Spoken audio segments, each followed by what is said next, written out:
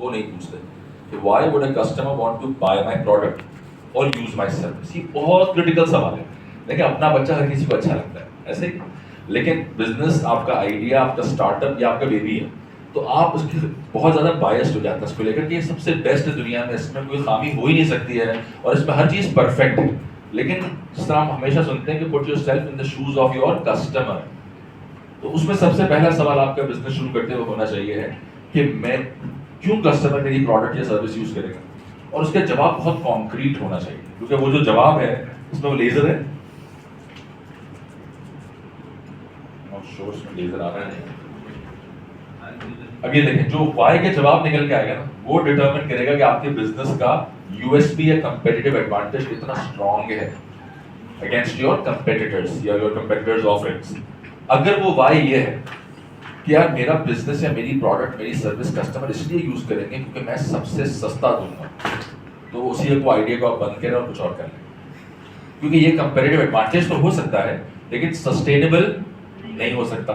हमने बहुत सारे ऐसे बिजनेसेस देखे हैं जो हैवी डिस्काउंटिंग पे बिलीव करते हैं और बहुत ज़्यादा प्राइस कट्स पे बिलीव करते हैं, लेकिन there will always be a bigger fish in the market जो आपसे भी ज़्यादा सस्ता ऑफर कर देंगे।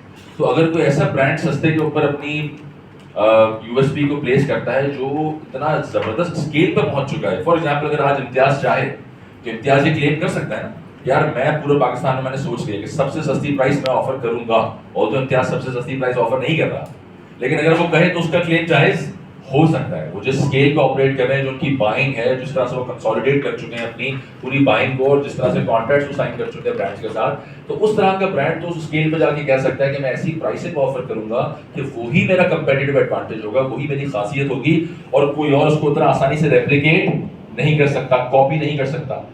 लेकिन हम जैसे लोगों के लिए जो medium size, small size micro businesses चला रहे हैं, we can not base the foundation of our USP on saying कि हम सबसे सस्ता बेचेंगे इसलिए मेरा बिजनेस से खरीदें प्रोडक्ट या सर्विस।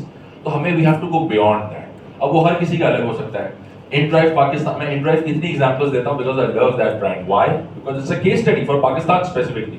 पाकिस्तान से बाहर भी ग्लोबली भी बहुत उन्होंने काम किया, लेकिन पाकिस्तान में करीम ने एक मार्केट को बनाया, पाकिस्तानियों को फेमिलियराइज करवाया कि राइड हेलिंग होती क्या है। कराची जैसे शहर में जहाँ पे इतना ज़्यादा सिक्योरिटी कंसर्न है, वहाँ पे लोग किसी और की गाड़ी में बैठ के कहीं और जा रहे हैं, तो बहुत बड़ी अचीवमेंट है। करीम ने 8, 9, 10 साल लगा के जो मार्केट डेवलप की, पूरी पका दी, कहते हैं। InDrive ने 1.5 साल के अंदर पाकिस्तान में लीडरशिप स्टेटस हासिल कर लिया, within 1.5 years, with a team of hardly 8 people who are working remotely without even a proper office. This is a case study कि किस तरीके से एक बाहर की कंपनी 1.5 इयर्स के अंदर 8 या 9 लोगों के साथ रिमोटली काम करके पाकिस्तान में नंबर 1 पहुंच गए। And by miles, they did not beat Careem by 1, 2, 3%, they beat Careem by miles. और उसके पीछे क्या की यूएसपी थी? What was the USP? कौन बता सकता है? Let's keep it interactive.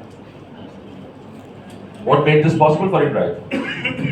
Sir Avkash, हमें लगता है कि हर दफा हमारा जो बिजनेस आइडिया होना चाहिए वो दुनिया में सबसे यूनिक होना चाहिए, सबसे मुनफरिद होना चाहिए, जो किसी के दिमाग में ही ना आया हो, और मैं बड़ा सुपीरियर माइंड हूँ और मुझे सब पता है। लेकिन कभी कभार एक एग्जिस्टिंग बिजनेस मॉडल के अंदर एक छोटा सा ट्वीक आपका बिजनेस क्रिएट कर सकता है, छोटा सा ट्वीक।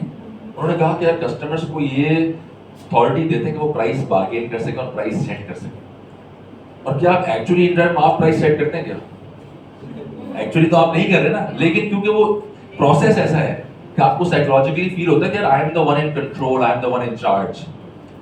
जबकि वो मिनिमम प्राइस सेट हुई होती है, उसके नीचे आप नहीं जा सकते हैं।